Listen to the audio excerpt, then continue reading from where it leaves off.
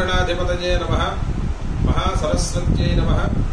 श्रीविष्णुरूपाय नमः शिवाय। वागर्धात्मसंपृक्तौ वागर्धप्रतिपत्तये जगतः पितरौ वन्दे पार्वती परमेश्वरौ। श्री क्रोधिनाम संवत्सरము దక్షిణాయనము వర్ష ఋతువు భాద్రపద మాసము కృష్ణపక్షము ద్వాదశి భానువాసరము. ఈరోజు సనాతన పద్ధతిలో జన్మదినోత్సవం జరుపుకుంటున్న 50 మందికి, ఈరోజు సనాతన పద్ధతిలో వివాహ వార్షికోత్సవం జరుపుకుంటున్న 50 మందికి వేదమాత యొక్క ఆశీస్సులు, అనేక శుభాభివందనములు, ఆశీర్వచనం. ఓం శతం దేవ శరదో వర్ధమాన నిత్యపినకమో భవతి శతమితి శతం దీర్ఘమాయురమరుతయేనావర్ధయంతి శతమేనమేవ శతాత్మానం భవతి శతమనంతం భవతి శతమైశ్వర్యం భవతి శతమితి శతం దీర్ఘమాయుః.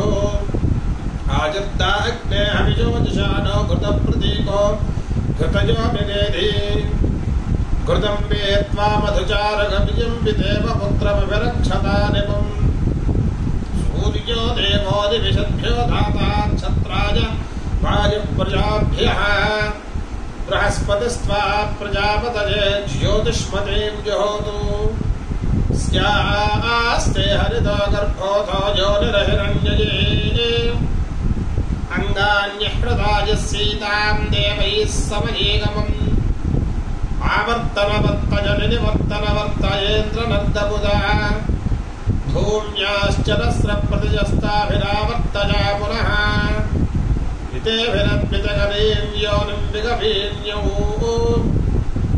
విమాతరం చ పుత్రం చ విగర్భం చ జరాయు చ బహిస్తే అస్తు భారతి రుద్రప్సో విశ్వరూపనిందః పవమానో ధీర ఆనంజగర్భం.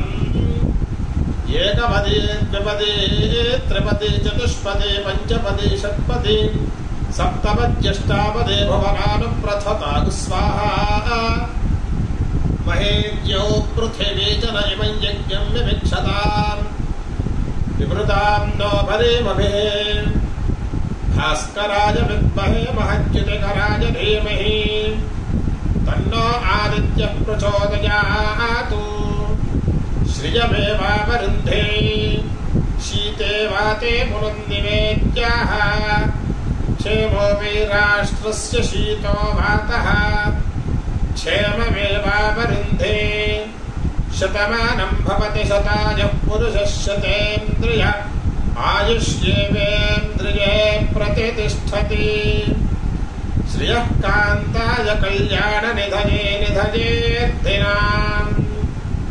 శ్రీవేంకట నివాసాయ శ్రీనివాసాయ